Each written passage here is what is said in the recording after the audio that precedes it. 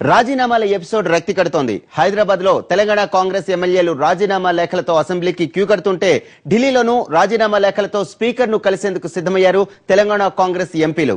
Deputy speaker Bhatti విక్రమార్కకు తొలి రాజీనామా పత్రాన్ని అందించారు జూబ్లీహిల్స్ ఎమ్మెల్యే విష్ణువర్ధన్ రెడ్డి. అయితే ఆయన రాజీనామా లేఖ సరైన ఫార్మెట్ లో లేదని సమాచారం. దీంతో అసలు ఫార్మెట్ ప్రకారం లేఖ సమర్పిస్తామన్నారు విష్ణు. ఈ ఉదంతంతో రాజీనామాలపై తెలంగాణ టీడీపీ ఫోరం ఆచితూచి స్పందిస్తోంది. తెలంగాణ కాంగ్రెస్ నేతల రాజీనామాల్ని సరైన ఫార్మెట్ లో సమర్పిస్తేనే తాము రాజీనామాల్ని సమర్పించాలని నిర్ణయించుకున్నారు తెలంగాణ తమ్ముళ్లు. అటు తెలంగాణ మంత్రులు నేరుగా గవర్నర్ కు రాజీనామా లేఖలు సమర్పించాలని అనుకున్నా ఆయన అపాయింట్మెంట్ మాత్రం దొరకలేదు. రాజీనామాలపై వెనక్కు తగ్గేది లేదు, హైకమాండ్ తో చర్చలకు ఢిల్లీకి వెళ్లే ప్రసక్తి లేదని తెగేసి చెప్పారు మంత్రి కోమటిరెడ్డి వెంకటరెడ్డి. రాజీనామాలు చేసి తీరుతామని స్పష్టం చేశారు ఆయన. 2009 డిసెంబర్ 9ని చేసిన ప్రకటనను అమలు చేస్తామని హామీ వస్తే తప్ప చర్చలకు ఢిల్లీకి వెళ్లేది లేదన్నారు కోమటిరెడ్డి. తెలంగాణ ప్రాంత ప్రతినిధులంతా రాజీనామా చేయబోతున్నాం. మా పార్టీ శాసనసభ్యులకు, మంత్రులకు, ఎమ్మెల్సీలు అందరం కూడా మేము మాట్లాడుకున్నాం. ఇప్పుడే పెద్దలు జానారెడ్డి గారితో కూడా మాట్లాడడం జరిగింది. ఇవన్నీ ఉట్టి పుకార్లు మాత్రమే. తెలంగాణ ప్రాంత ప్రజలని గందరగోళంలో చేయడానికి, ప్రజాప్రతినిధులకి విడదీయడానికి చేసే పన్నాగంలో భాగమే తప్ప వేరేటి కాదు. ఇంకా చేపట్లో అందరం కూడా అసెంబ్లీ స్పీకర్ దగ్గరికి వెళ్తున్నాం. అందరం రాజీనామా సమర్పిస్తాం.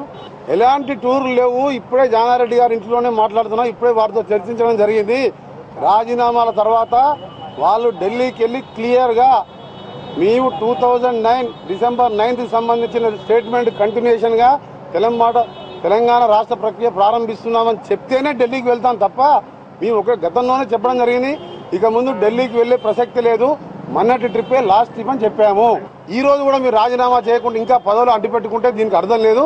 మేము పోరాడేది మొత్తం తెలంగాణ రాష్ట్రంతో పాటు తెలంగాణ ప్రజల ఆత్మ గౌరవానికి సంబంధించిన సమస్య. అందుకే ఇంత పెద్ద నిర్ణయం తీసుకున్నాం. నో డెలిగేషన్ పోతే అందరం పోతాం. అక్కడ ఆల్రెడీ మా డెలిగేషన్, మా సంబంధించిన పార్లమెంట్ సభ్యులు మాకంటే గట్టిగా తెలంగాణ గురించి మాట్లాడే 11 మంది ఉన్నారు. వారితో మాట్లాడతారు. తెలంగాణ ఇస్తున్నామని చెప్తే అందరం కూడా పోయి మా నాయకులు కృతజ్ఞత చెప్పొస్తాం మేము. అంతే తప్ప చర్చలకు పోయే ప్రసక్తే లేదు. ఇది మాటి చెప్పేది కాదు. మేము మొన్న ప్రకటన అందరం పోయినాం. ఇది లాస్ట్ ట్రిప్ వచ్చిన తర్వాత ఏ విధంగా వెళ్తాం మేము? ఇంకా చర్చించేది ఏముంది?